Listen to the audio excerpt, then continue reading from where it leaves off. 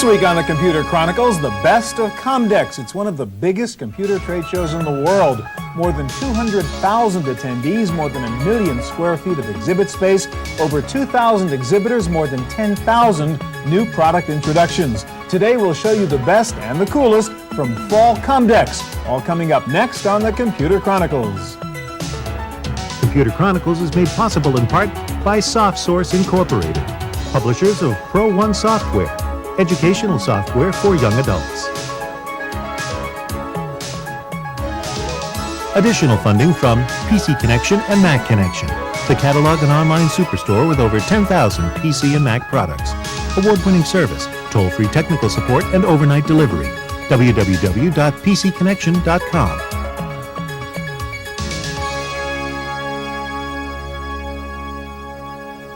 Hi, and welcome to the Computer Chronicles. I'm Stuart Chaffee. What was hot at Comdex? Well, the net, PC-TV convergence, Windows CE, and digital photography.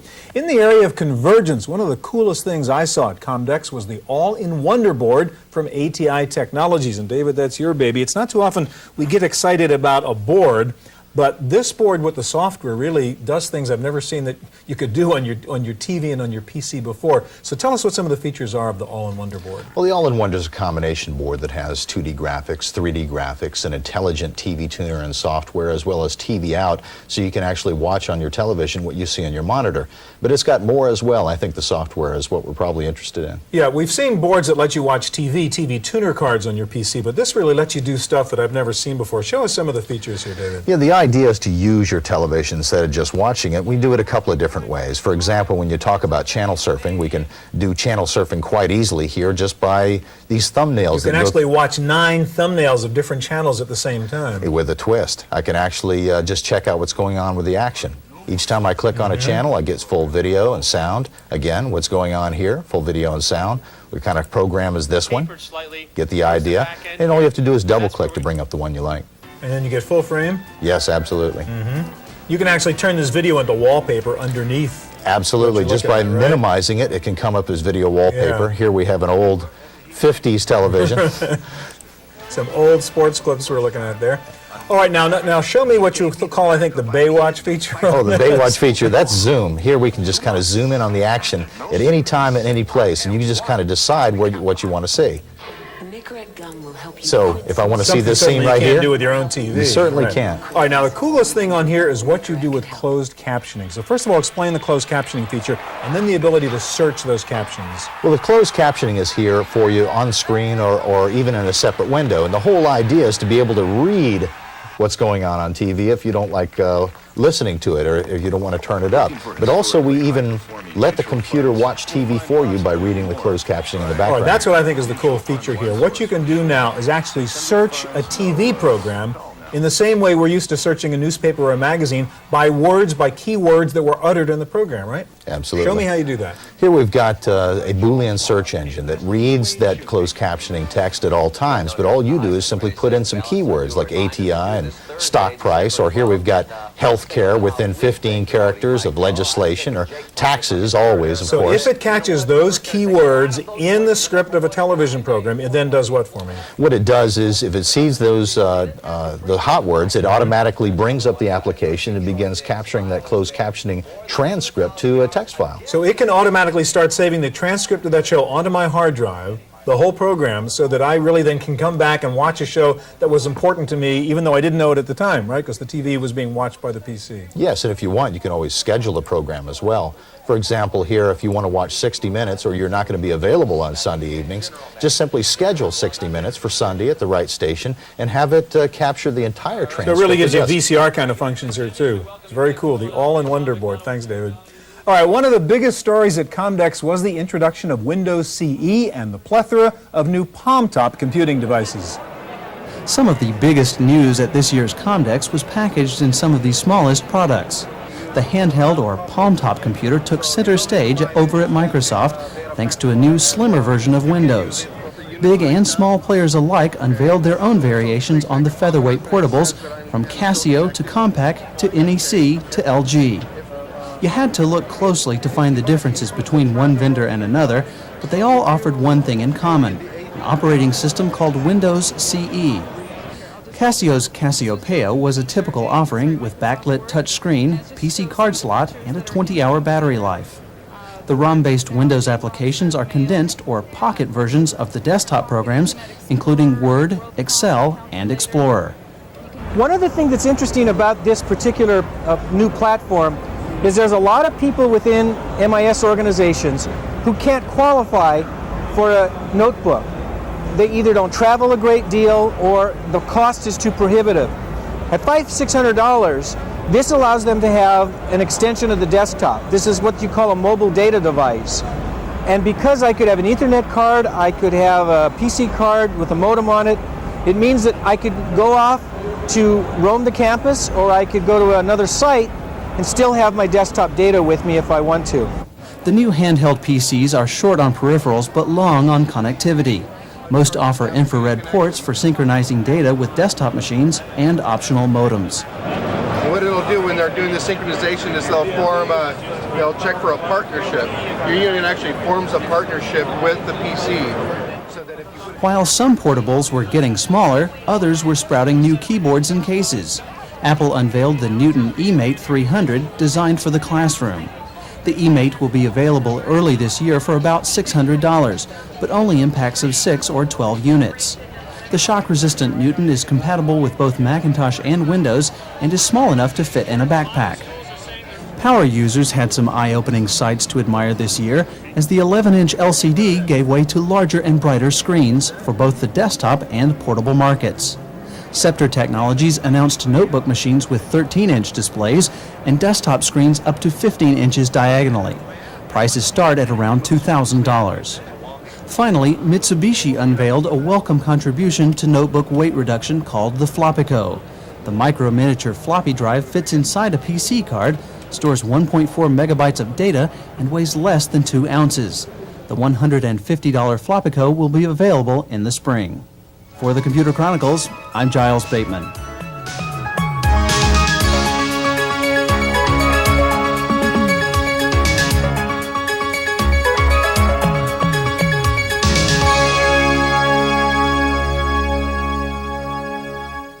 When we talk about convergence, we tend to think of the PC and the TV coming together, but there's another kind of convergence going on today.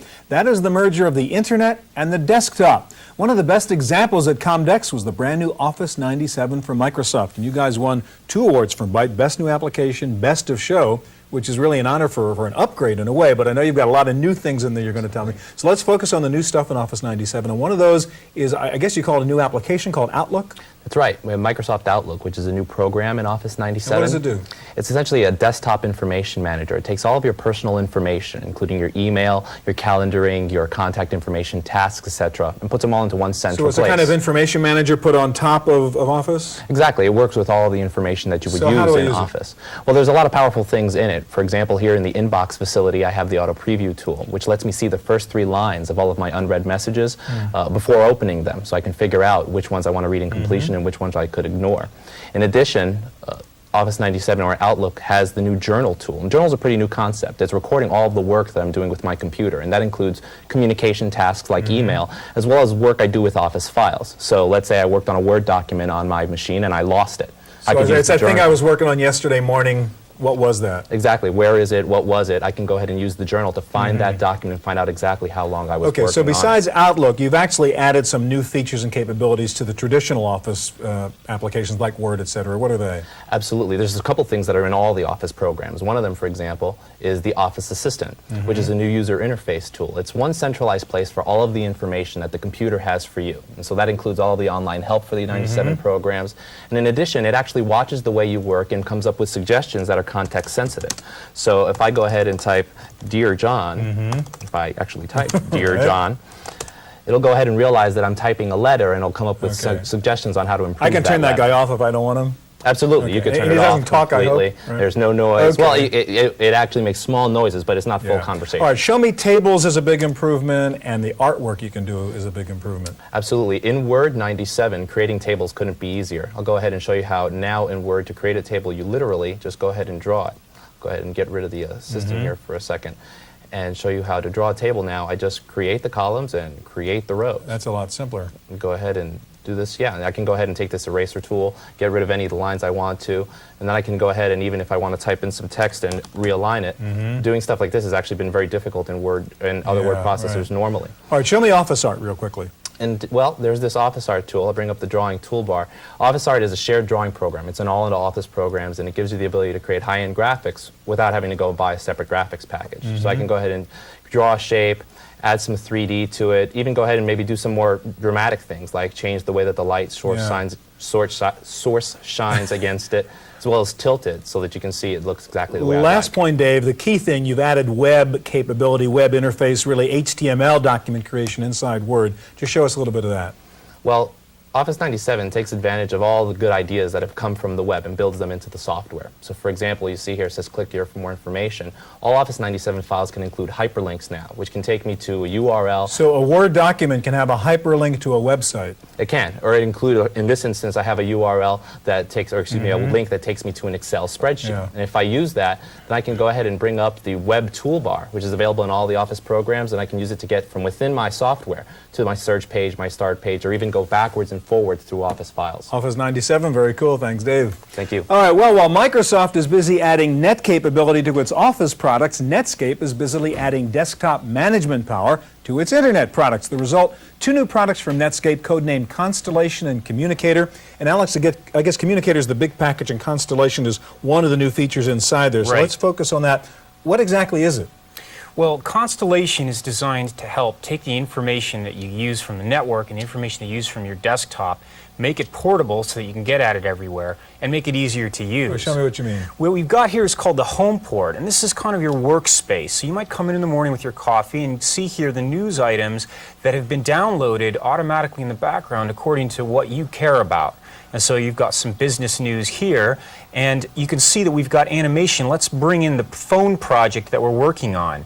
And we bring that in, and likewise we've got the project stuff that the team works on. So this is kind of a desktop management tool that integrates the web and sits on top of Windows 95? We call it, it's a general information tool, and it works with the other pieces of the Netscape Communicator.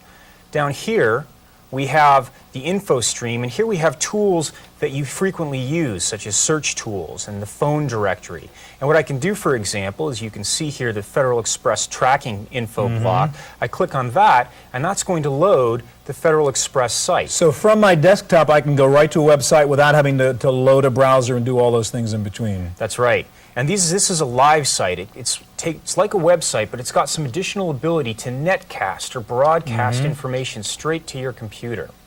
Now, all of this is actually very portable, and that means that you can go to any machine on any platform and access your entire home port. So all the files and the sites and the bookmarks and the links that you work with, you can work on wherever you are. All right, so the key point is here, my desktop is now sort of an intranet, if you will, internet site somewhere up in the sky, so it doesn't matter what PC I'm on, where I am, I'm still going to that same desktop. It doesn't even have to be a PC. It can be your television or someday your sure, toaster. as long as you get on the web, right. Right. Okay, now, how about you have people over there? I think you have a kind of nice metaphor for doing email, don't you? We're back to the home port, and we do things very visually. You'll see, first of all, that there's no menus or windows. You don't have to move stuff or overlap stuff. It's all just information. Here we download, we open this up, and we've got pictures of people. And you can use that to send mail or video conference with them. Likewise, when we look at project documents, you see that we take little tiny photographs of each picture. So I got little thumbnels there of what I'm working on. You can preview what it is and know what you're looking for. All right, now what exactly is Communicator and Constellation? Is this part of the new Navigator? Is Navigator part of the new Communicator? What's the product? Communicator is our brand new overall suite of products. So it'll be called the user. Netscape Communicator. Right, and it contains Navigator, and will contain Constellation when Constellation's ready. Very cool. And you guys won the Byte Magazine Award for Best New Web Product at Comdex. That's right. Okay, well, digital photography was another hot topic at this year's Comdex, with new improved digital cameras, better low-cost color printers that let you turn your PC into a virtual photo studio. It isn't a revolution yet, but the new generation of digital cameras should give film labs something to worry about. The cameras of Comdex boasted better picture quality, some handy accessories, and instant editing, as well as slightly lower prices. Sony brought out the DSC-F1 with image editing software and an infrared transceiver. The $850 camera captures up to 108 images in 24-bit color at VGA resolution. Eager photographers can view their snapshots on a built-in LCD screen or on a television monitor. The camera's infrared transceiver can transfer the images either to a PC or to a Sony digital photo printer. Traditional AV products are maturing, and we can breathe new life into them and new applications that will benefit people's lifestyles by tying them closer together to the power of the PC and the communication systems. At the same time, we recognize that the PC itself is transitioning from a high-growth business product to a high-growth home product. Ricoh announced their RDC2 multimedia camera capable of recording still images, continuous motion, and sound clips. The RDC2 can store up to 38 high-resolution images or 19 sound-enhanced photos on 2 megabytes of internal memory. Ricoh's multimedia camera is available now starting at under $1,000. The new, more approachable cameras have spawned new editing software for amateur photographers. Ixla Photo from ISR provides tools from cropping and resizing to changing brightness and contrast, and includes frame templates for creating a home photo album. For the Computer Chronicles, I'm Giles Bateman.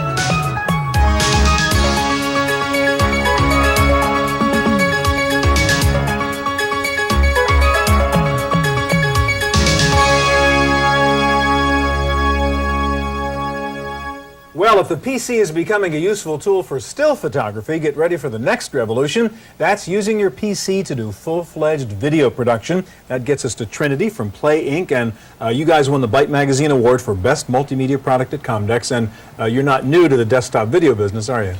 Actually, Play was formed by people that had been in the broadcast video industry for 10 years, including people that had worked on the product called the Video Toaster at NewTek. And you're the guys who did the Snappy, which people are familiar with. That's the still video capture product, which is out. All right, Steve, run through the hardware we have set up here to demonstrate Trinity. On the left, Stuart, we have a standard Windows 95 or Windows NT PC. The interface, graphical user interface coming out of that PC is a typical video switcher, as you might have in your control room. To the right of that is the video output of Trinity itself, and then the Trinity hardware. So that's the box that really has all the Trinity guts in it over there. And we have two live cameras as if we were really running a live studio here. That's right. So show me what I could do with Trinity then. Well, you can do live production. For instance, I can cut between two cameras by clicking here on the screen. I can also do dissolves and simple wipes. All right, so that's the usual stuff you might do in a live production in a control room. What about the more sophisticated kinds of effects? We can do digital video effects like flying the video around the screen. And you're doing this is a live picture. You're not just doing something you pre-produced before. That's right. Everything in Trinity happens in real time. This is an example of a page peel. Now what I'm going to do is do a Star Trek effect where I'm going to take your camera and then beam you out of the set. That's pretty cool. And then beam you back in. Okay. All right, a couple other things I want to do in my studio. Can I do character generator type stuff, titles and credit rolls and that kind of thing? Absolutely. Trinity Title Wave lets you do CGs like this, a lower third that identifies who's on camera right now. Being able to put text on the screen is a key part of creating the broadcast look of real television, including a roll at the end of your show to show who produced it, and in this case, it looks like you, Stuart. Yeah, that's pretty boring, isn't it? All right, now, next thing, graphics. I mean, most studios these days, you need a paint box to do all these sophisticated graphics type things and animations. What can I do with Trinity there? Trinity Panimation lets you do graphics like this, where you're combining text as well as captured images.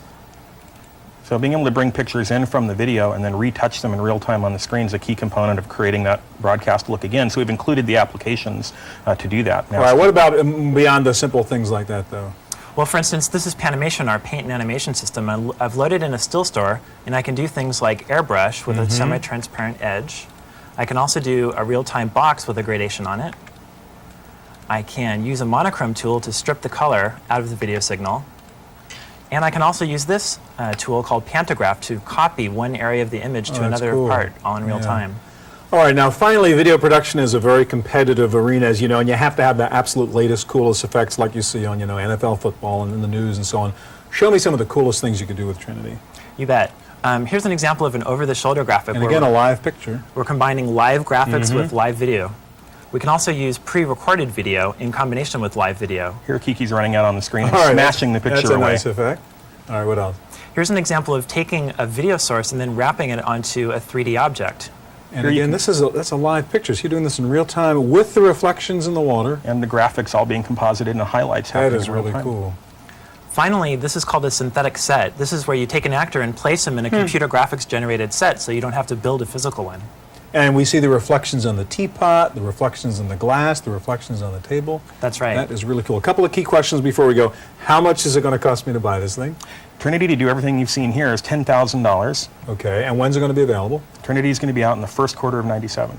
All right, now we tend to think, I mean, the Amiga's gone sort of, so we tend to think of the Mac as the platform to do these things on, and Apple has its cinema performance on. How is this better or different from that? What we've done with Trinity is we actually did 22 custom chips that do all the real-time video manipulation, because a general purpose PC or Mac isn't good at moving video in real time, never dropping a frame. Yeah, so you really need that box. Yeah, so this box hooks up to the PC, which controls the interface. Very impressive stuff. Thank you, guys. Thank you, Stuart. All right, well, if you weren't able to get to Comdex yourself, you can do the next best thing, and that's to visit several Comdex websites that have information on just about everything that went on at Comdex. Let's turn to our webmaster, Giles Bateman, for a look at some of the sites that'll help you out.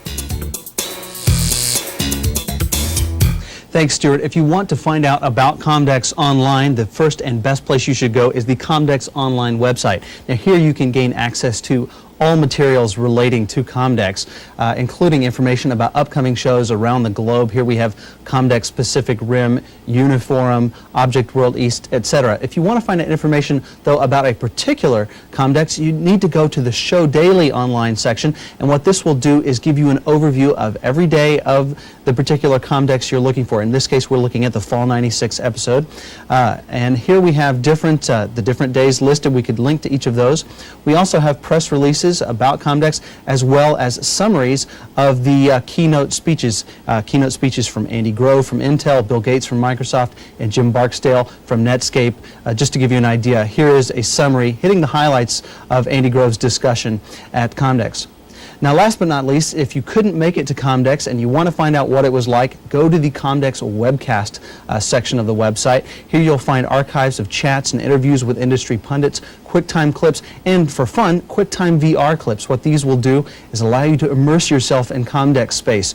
Just to give you an idea what that looks like, I'll call one of these up. Here you can look around. It's not as crowded as Comdex would be because these were taken without all the people there, but it's a great way to actually visit the space without having to fight the crowds.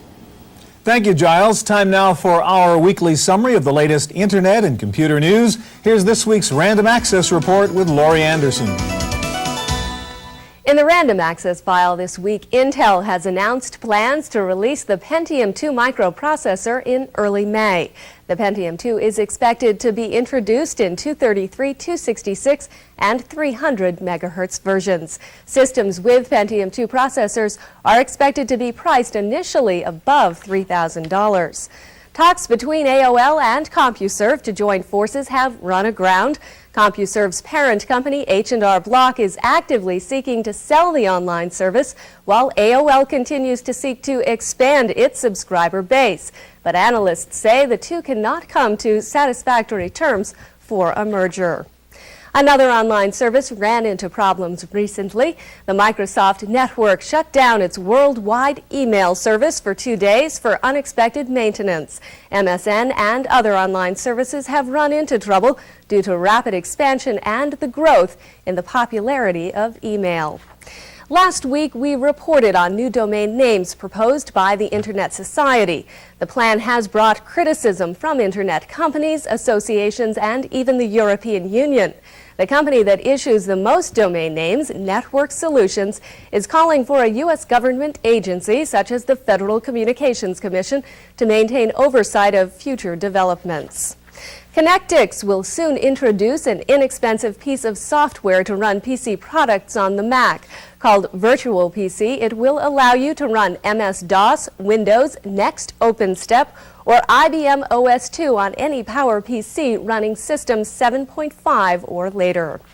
And finally, if you can't get home for Mother's Day, check out a CD-ROM called CyberMom. She can make homemade wallpaper for your computer desktop, remind you of important events, and give you helpful hints to solve household calamities, just like having Mom with you anywhere. Well, that's it for this week's news. Back to you, Stuart. Now for my pick of the week. If you hang out on the net, odds are you're calling up websites that originate in other countries. If you're doing email, it's likely you exchange messages with colleagues from other countries. Guess what? Not everyone in the world speaks English. So a company called Accent Software has addressed this problem by coming out with the world's first multilingual internet package. It's called Internet with an Accent, and it includes a multilingual web browser which can be used as a standalone or as a Netscape plugin. The browser lets you surf the web in any one of 35 languages. It includes complete support for foreign language fonts such as Arabic, Hebrew, Russian, and Greek. In addition to the multilingual browser, you also get a multilingual email package called MailPad that lets you correspond in all those languages. Best of all, Internet with an Accent also comes with a multilingual HTML publisher, so you can easily create your own website in almost any foreign language. The interface and the help files are also available in several languages. It's called Internet with an Accent. Their website is accentsoft.com. That's it for this week's Computer Chronicles. We'll be back here again next week with more of the best of computers, CD-ROMs, and the net. I'm Stuart Chaffee. We'll see you here next time. Computer Chronicles is made possible in part by SoftSource Incorporated, publishers of Pro One software, educational software for young adults. Additional funding from PC Connection and Mac Connection, the catalog and online superstore with over 10,000 PC and Mac products. Award-winning service, toll-free technical support, and overnight delivery. www.pcconnection.com. For more information on anything you've seen on today's program, check out our website at www.pctv.com.